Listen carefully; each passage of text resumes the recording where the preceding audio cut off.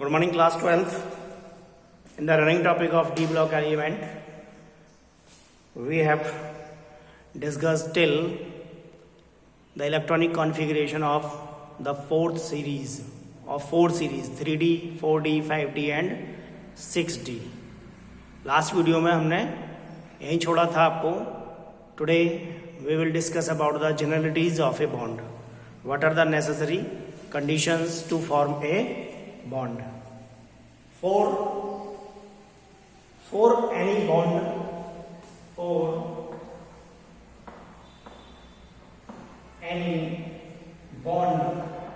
to form, the orbitals must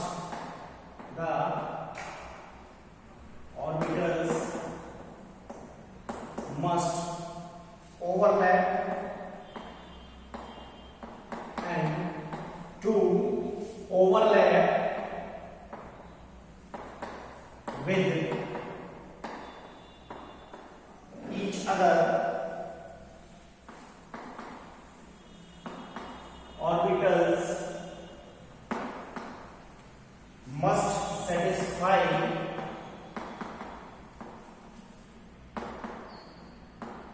two conditions.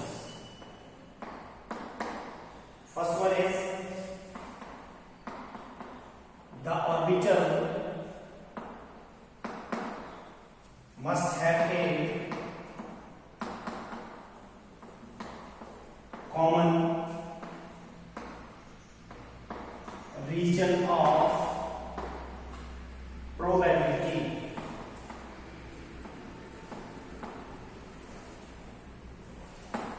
For this, the orbitals must have a common region of probability. For this, orbitals are on the same line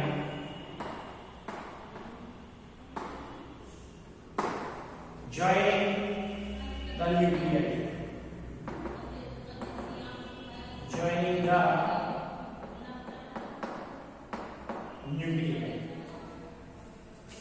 sigma bond कैसे बनता है? जब S और S का overlap होता है, और you can say S overlap और PZ hybridised orbitals.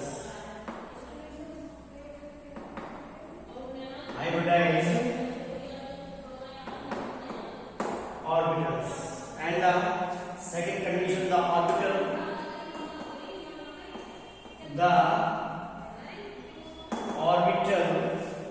which are parallel to each other. Orbital कैसे होनी चाहिए? पैरेलल होनी चाहिए. For example, as you know that there are the two nuclei. S orbital has spherical in shape. So by this way they overlap to each other. ठीक है जी. ये क्या बनता है? S ओवरलैपिंग है. इस तरीके से ही क्या होती है? द कंडीशन है. The second is the orbitals must have similar energy. Orbital की जो एनर्जी होनी चाहिए वो कैसी होनी चाहिए? सिमिलर रहनी चाहिए. More is the energy gap between the orbitals, weaker is the bond. जितना ज्यादा गैप होगा उतना बॉन्ड क्या होगा? कमजोर होगा. Now conditions for the orbitals to take part in hybridisation. क्या क्या कंडीशंस होनी चाहिए जो हाइब्रिडाइजेशन के अंदर ये भाग ले सके? Conditions for the orbitals to take part in hybridisation means the orbitals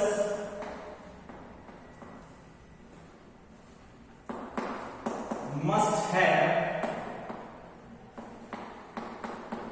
the similar energy. Orbitals की एनर्जी क्या होनी चाहिए? सिमिलर होनी चाहिए. And on moving across the period,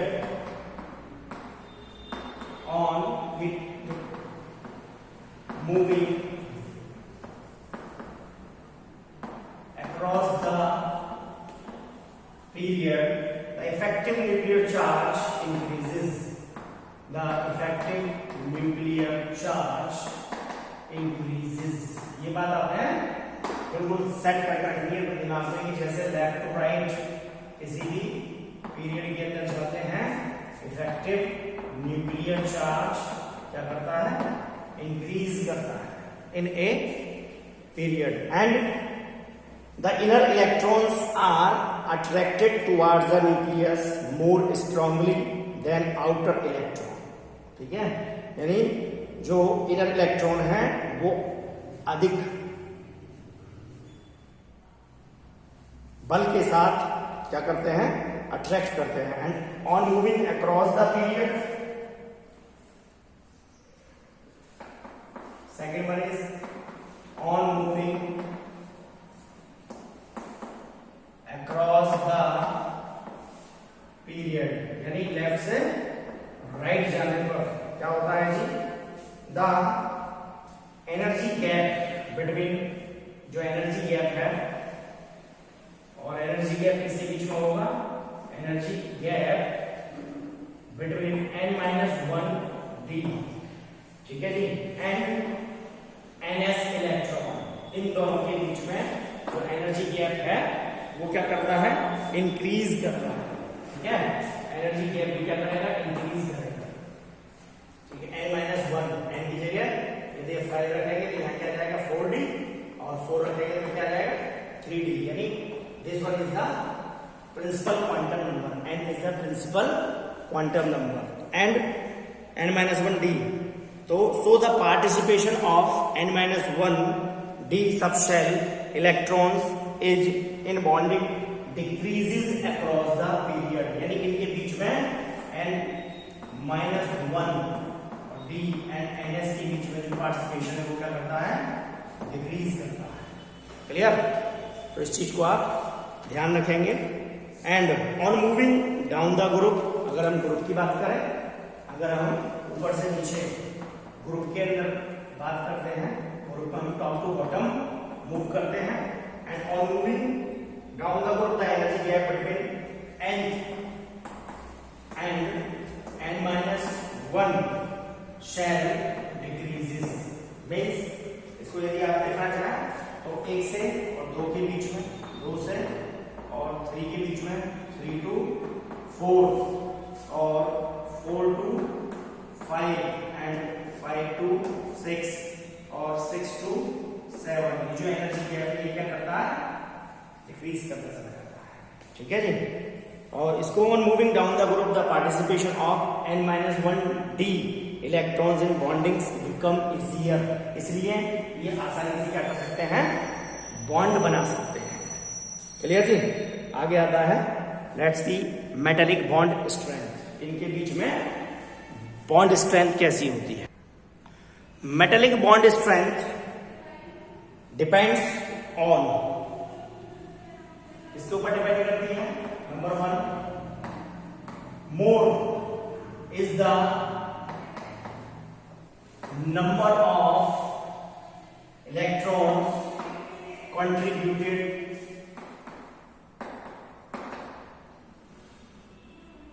more is the number of electrons contributed towards metallic bond formation.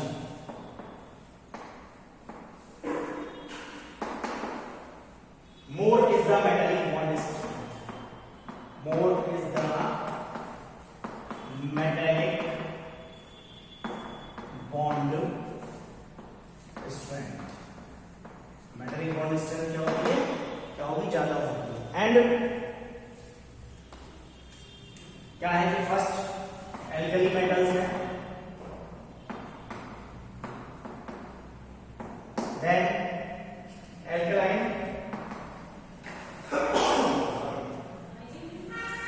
Alkaline earth metal,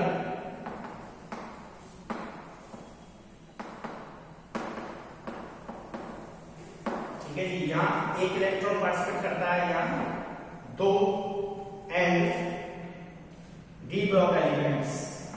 के बाद आता है आपके D block element. D D block element के अंदर n-1 b electron also participate n-1 के अंदर D block element के अंदर n-1 into d electron also participate so number of electron is more. यहाँ पर metallic bond strength D block element के अंदर ज्यादा होगी। यहाँ एक इलेक्ट्रॉन पार्टिसिपेट करता है एल्काइल अर्थ मेटल के अंदर 2, जबकि डी ब्लॉक एलिमेंट के अंदर n-1 d electrons also participate in the bond formation. तो मेटलिक तो number of electron is more, तो मेटलिक बॉन्ड स्ट्रेंथ भी आपकी ज्यादा होगी। नाउ अगर सो मेटलिक बॉन्ड स्ट्रेंथ ज्यादा है तो इसका मतलब उनके मेल्टिंग पॉइंट भी ज्यादा होंगे, melting and boiling.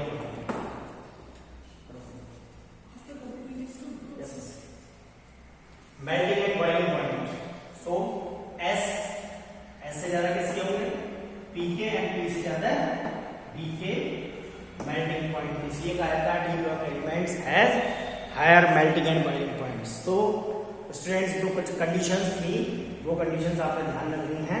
Now this one is the metallic bond strength, about the melting and boiling point discuss करेंगे, ग्राफ के द्वारा भी डिस्कस करेंगे कि मेल्टिंग और बॉइलिंग पॉइंट किस तरीके से या इंक्रीज करते हैं और कहाँ जाकर के सब सीरीज के अंदर। वैसे 3D ये आपके सिलेबस में है, ठीक है जी। तो first one is next physical properties. आगे देखते हैं इनकी फिजिकल प्रॉपर्टीज क्या होती है ट्रांजिशन एलिमेंट्स की। Nearly all the transition elements display typical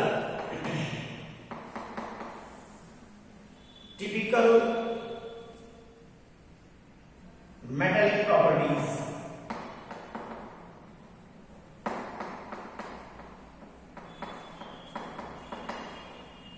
show करते हैं। Typical metallic properties just like as आपका high tensile strength, ductility, malleability, high thermal and electrical conductivity and metallic inertia. जो ये D block element है या transition elements में typical properties, typical metallic properties को show करते हैं। And with the exception of, यहाँ एक्सेप्शन क्या है, जो कि ट्रांजिशन एलिमेंट की बात करते हैं, zinc, cadmium and mercury. These are not the transition elements। and साथ में एक और ले लेंगे मैग्नीज, ठीक है जी। have one or more typical metallic structure at normal temperature। so first metallic bond की बात करते हैं। the metallic bond, ठीक है जी। सीरीज है आपकी स्कैंडियम, टाइटेनियम, वेनेडियम, शक्ति, वाकर, मन, पीको, नीकू और जन। ये हो गया आपका 3D सीरीज।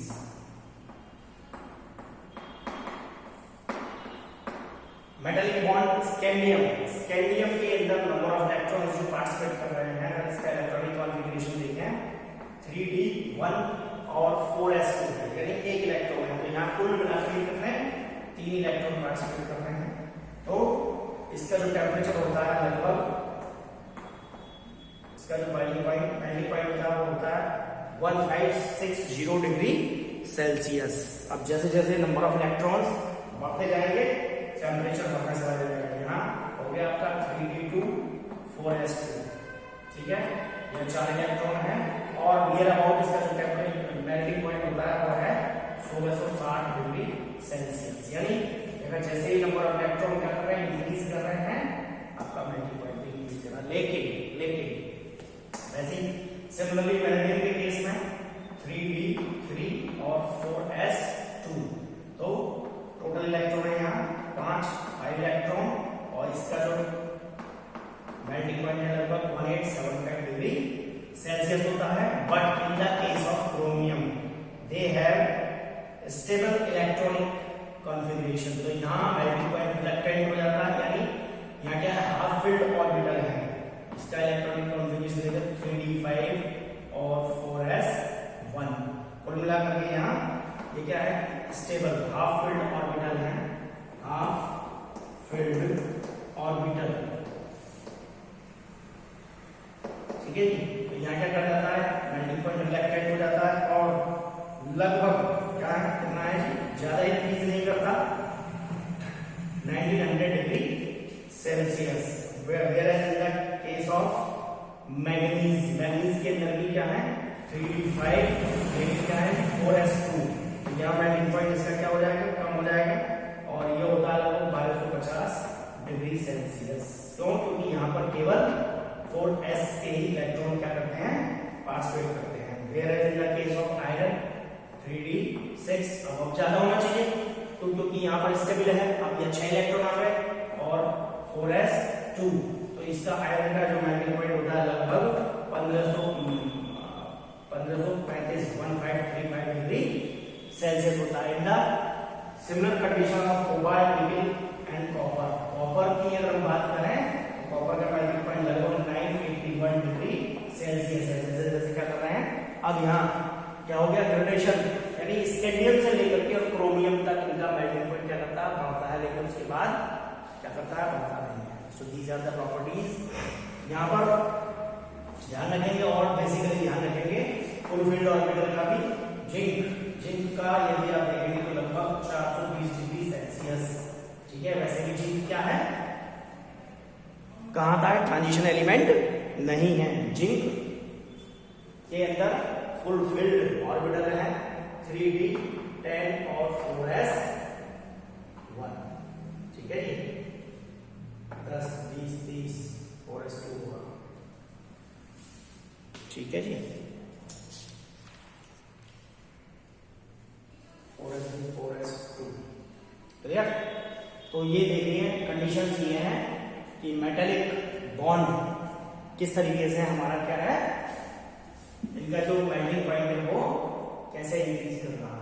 कंडीशंस देख रही हैं, ये कंडीशंस क्रोमियम की याद रखनी है, हाफ फील्ड ऑर्बिटल और स्कैंडियम से लेकर के और क्रोमियम तक पहले मेल्टिंग पॉइंट क्या करता है, इंक्रीज करता है। कंडीशंस एप्लीकेबल वही है जो आपको बताई है। देन आफ्टर दैट अगर हम इसको ग्राफिकली देखें, ट्रेंड्स इन मेल्टिंग पॉइंट, तो इसका ग्राफ मैं आपको दिखाता हूं। ठीक है जी, on the behalf of the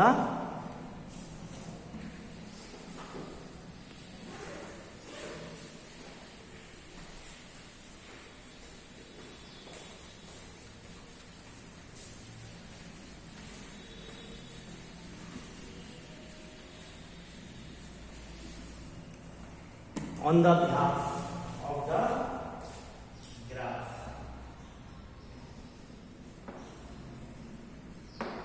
ये मानिए आप अपना एटॉमिक नंबर और यहाँ है आपका मेल्टिंग पॉइंट। ठीक है, ये हो गया आपका 1 2 3 और 4।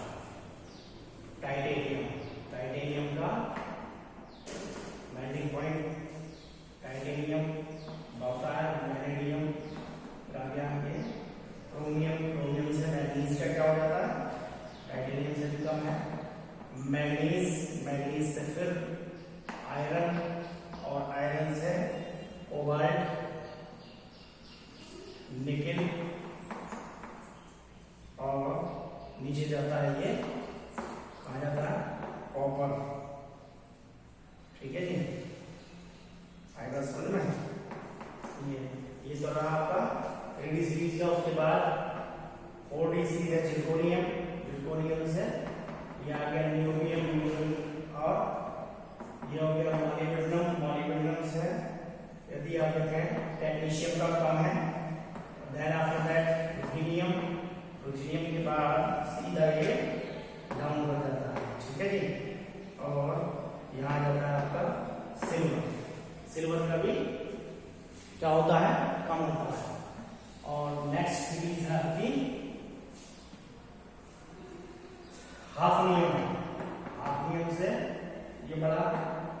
टेंटेनम, देन टंगस्टन, टंगस्टन का ज्यादा होगा, रेडियम, या आपका किसका ऑस्मियम और इरिडियम, ठीक है, इसको नाम देते हैं आर्गन। इरिडियम के बाद ये फिर क्या करता है, डाउन होता चला जाता है, यानी प्लेटिनम, और प्लेटिनम का सीधा आ गया गोल्ड आया। That is the gradation in the melting point of 3D series. Trends in melting point of transition element and down the group n-1 into d electron, n-1 into d electron, ये क्या करते हैं, participate करते हैं, increases, so metallic bond strength increases, यानी metallic bond strength तो increase करती है, ठीक है जी। नेक्स्ट आगे हम डिस्कस करते हैं atomic and ionic size of transition element.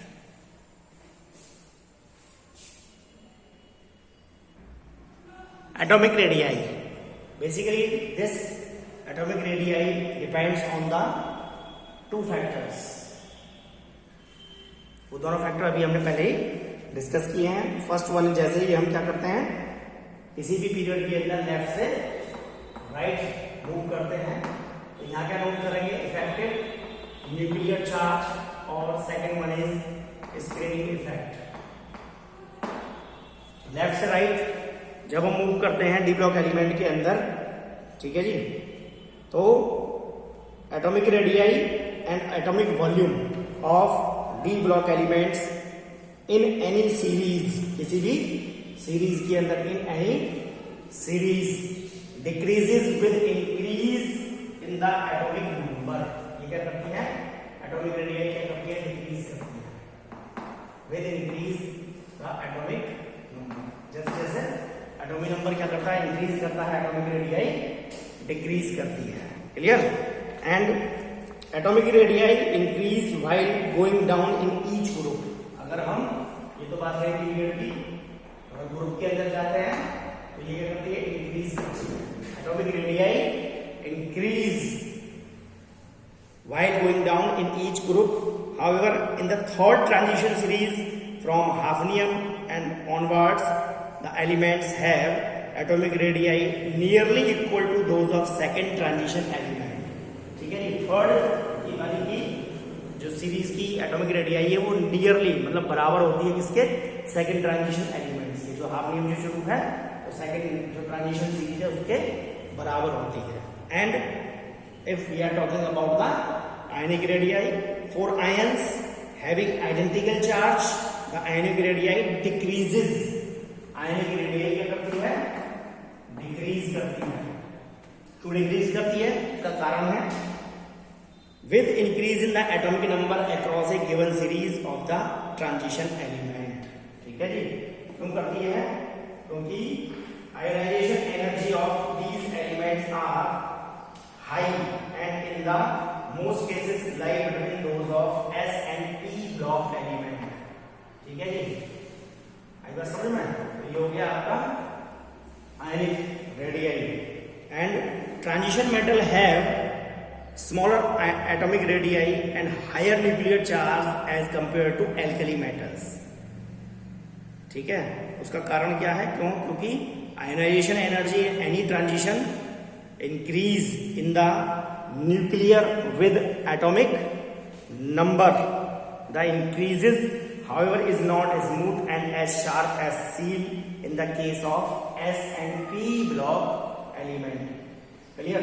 तो ये हो गया आपका ionic and atomic and ionic radii. ठीक है जी, तो स्टूडेंट्स उसके बाद जो प्रॉपर्टीज बचती हैं, अभी रह गया आपका oxidation state and so on, उसको हम डिस्कस करेंगे नेक्स्ट वीडियो के अंदर। ओके, इसमें केवल इतना ही, इसको आप ठीक से देखें। इसके जो कॉज हैं basically depends upon the some factors. वो फैक्टर आपने अपने माइंड के अंदर सेट रखने हैं दोनों, यानी बता दिया पहले ही, इफेक्टिव न्यूक्लियर चार्ज और स्क्रीनिंग इफेक्ट, इनका बहुत बड़ा कंट्रीब्यूशन है इन कैरेक्टर्स को, इन फिजिकल प्रॉपर्टीज को, या gradation in change in the periodic table, उसके अंदर इनका कंट्रीब्यूशन ज़्यादा है, सो इसलिए आप इनको क्या करेंगे, बिल्कुल अपने दिमाग में सेट करके रखेंगे कि ये अगर हम लेफ्ट टू राइट जाते हैं तो इनके ऊपर क्या इफेक्ट पड़ता है और टॉप टू बॉटम आते हैं तो क्या इफेक्ट पड़ता है। Okay, have a nice day, thank you very much.